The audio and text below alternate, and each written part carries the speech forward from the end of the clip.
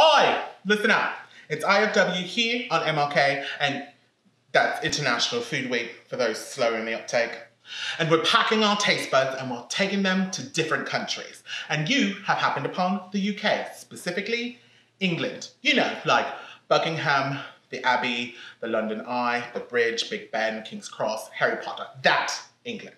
So, we're making the ever-present, ever-classic, ever-simple Yorkshire pudding. Again, for those slow on the uptake, it's not actually like pudding like, you know, we used to have in the cups when we were like little kids. It's not like that. Let me show you. Here in my kitchen. Cheese.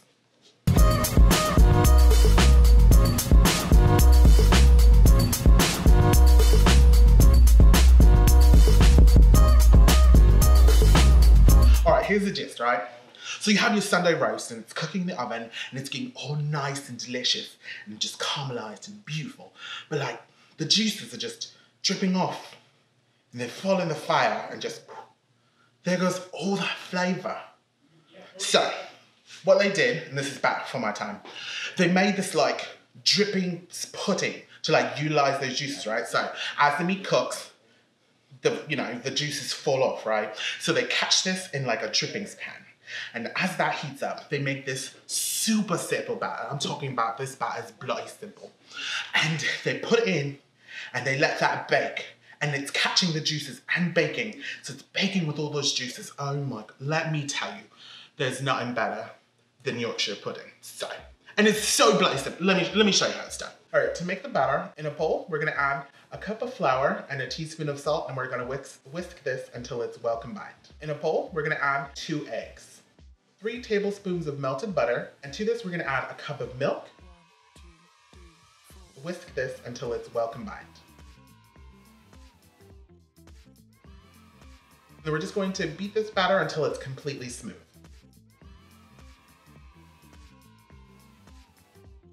Beautiful. Now this is just going to sit to the side for about 30 minutes. All right, now what we're gonna do is we're gonna preheat our baking dish with the drippings. Now I have some baking drippings on reserve almost at all times.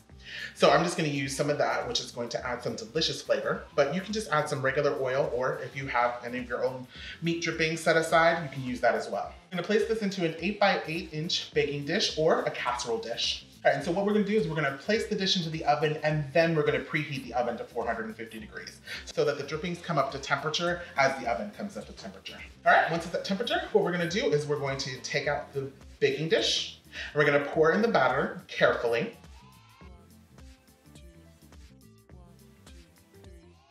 And now what we're gonna do is just gonna place this back into the oven at 450 degrees for 10 minutes.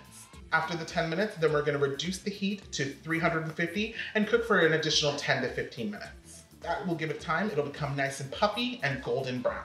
Now, a cool little tidbit about Yorkshire pudding's history is that it was served its original purpose to catch the drippings. In more impoverished families, it worked well because like it had low cost ingredients. And so it was served as a first course with some thick gravy. And what that did is that kind of dulled the appetite. So that way, you know, even though your next course, the meat course, you didn't have a lot of meat, it's okay because everyone's kind of already full from the Yorkshire pudding, so they didn't have to eat as much as the next course. Worked perfectly. Beautiful. And then you just cut this into squares and serve.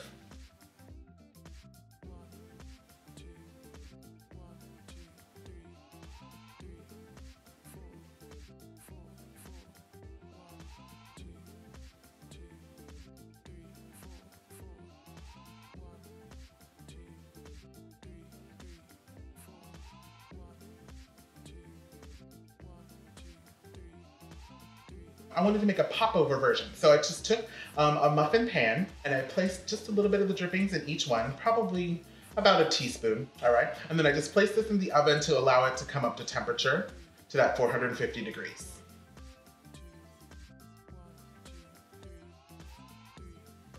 Once it's up to temperature, then I just took the pan out and I poured it equally into each well. And then I did the same thing. I baked this at 450 for 10 minutes, and then I reduced the heat to 350 and baked them for an additional 10 to 15 minutes until they were like puffy and golden brown.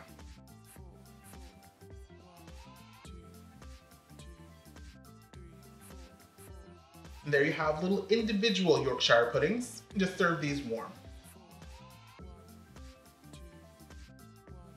There you have drippings deliciousness on a plate. Cheers. I hope you get inspiration from my kitchen. Like and subscribe to come back for more. And comment below if you've had Yorkshire pudding before, or if you've been to England before, or if you definitely want to give this recipe a try. You can connect with me on any of my social media listed below. Thank you bunches for joining me. Tune in tomorrow for another international recipe, and I'll catch you back here for more deliciousness.